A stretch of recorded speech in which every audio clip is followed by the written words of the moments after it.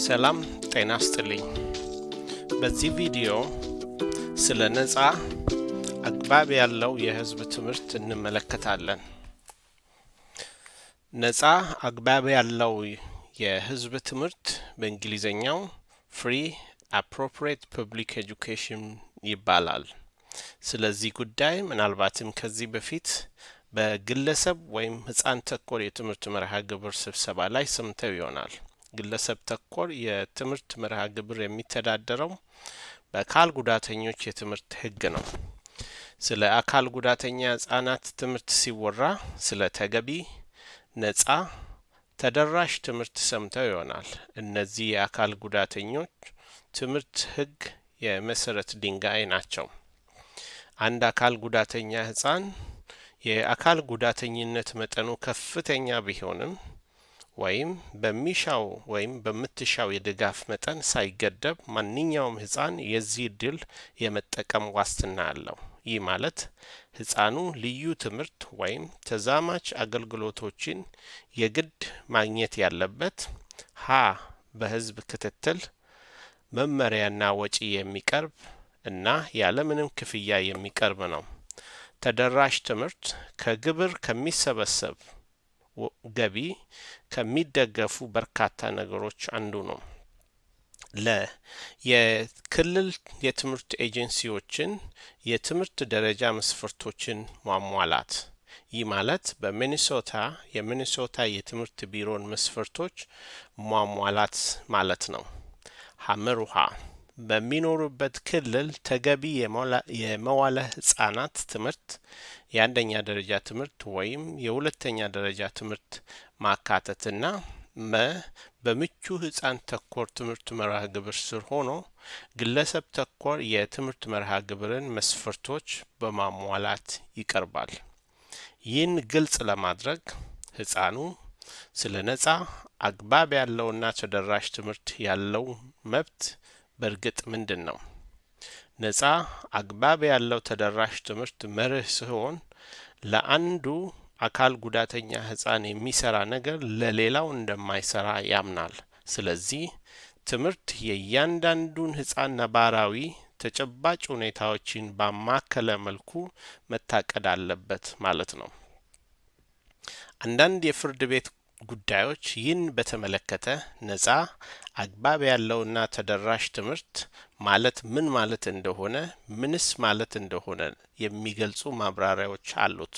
ለምሳሌ በ1982 አንድ የፍርድ ቤት ጉዳይ እንደሚያሳየው ልጆ ነፃ ተገቢ የትምህርት እድል የማግኘት ሙሉ መብት አለው ማለት የተንደላቀቀ የትምህርት ካዲላክ ኤጁኬሽን እድል የማግኘት መብት አለው ማለት አይደለም። ካዲላክ በጣም ምርጥና ውድ መኪና ሲሆን ካዲላክ ትምህርት ማለት ደግሞ በጣም ምርጥ ወይም ውድ የተንደላቀቀ ትምህርት ማለት አይደለም።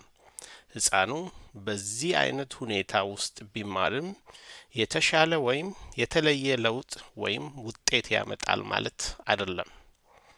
ህፃኑ ትርጉም ያላቸውን የትምህርት ድጋፎችን ግን ማግኘት የግድ ይላል። ነፃ አግባብ ያለው ተደራሽ መርህን ሲያስቡ መገንዘብ ያለቦት አንዳንድ ነገሮች የልጆ የትምህርት መርሃ ግብር ግቦች በየአመቱ ይለዋወጣሉ ወይ? ልጆ ግቦችን ለማሳካት ጥረት እያደረገ ነው ወይ? የትምህርት መርሃ ግብሩን ልጁን በሚጠቅም ሁኔታ እየቀረበለት ነው? ወላጅ በልጁ ትምህርት ምክንያት ልጁን ለማገዝ ብለው ከስራቸው ሳይስተጓጎሉ ለልጁ ትምህርት እየቀረበ ነው ወይ? ለልጁ መጠነኛ ከሚባል የትምህርት መጠን በላይ ትምህርት እየቀረበለት ነው ወይ? ከላይ የተጠቀሰው ጉዳይ ከ2017 የፍርድ ቤት ጉዳይ ከአንድሪው ዱግላስ ካውንቲ የተወሰደ ሲሆን ይህም የቅርብ ጊዜ ጉዳይ ነፃ አግባብ ያለው ህዝባዊ ትምህርት ፍቺ ለመስጠት የሚያግዝ ነው። አስፈላጊው ሊታወቅ የሚገባ ነገር ልጆ ነፃ አግባብ ያለው ተገቢ ትምህርት የማግኘት መብት አለው ማለት ልጆ ትምህርት የሚማረው በነፃ ማለትም ማንም ወላጅ ከሚከፍለው ክፍያ በላይ መጠየቅ የለበትም፣ መክፈልም የለበትም። ወላጅም የተለየ ስራ ሙያተኞች ተከፍሏቸው ከሚሰሩ ስራ በላይ ጥረት አይጠይቃችሁም።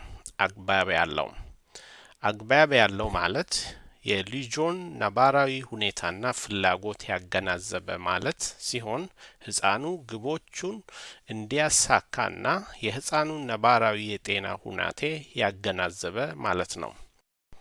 ህዝባዊ ማለት ደግሞ ትምህርት በህፃኑ የአካል ጉዳተኝነት መጠን ሳይወሰን ወይም ህፃኑ በሚያስፈልገው የድጋፍ ሁኔታ ሳይገደብ መስፈርቱን ለሚያሟሉ ህፃናት በሙሉ ትምህርት መማር አለባቸው ማለት ነው። ትምህርት የልጆን የትምህርት ግቦች ለማሳካት ጥረት እያደረገ ነው ወይ? እስካሁን ባደረግናቸው ውይይቶች ውስጥ ነፃ አግባብ ያለው የህዝብ ትምህርት ምን እንደሆነ ግንዛቤ ያገኙ ይመስለናል። ስለዚህ ልጆም የዚህን የትምህርት እድል ተጠቃሚ መሆኑን ማረጋገጥ ያስፈልጎታል። ይህን ቪዲዮ ስላዳመጣችሁ እናመሰግናለን።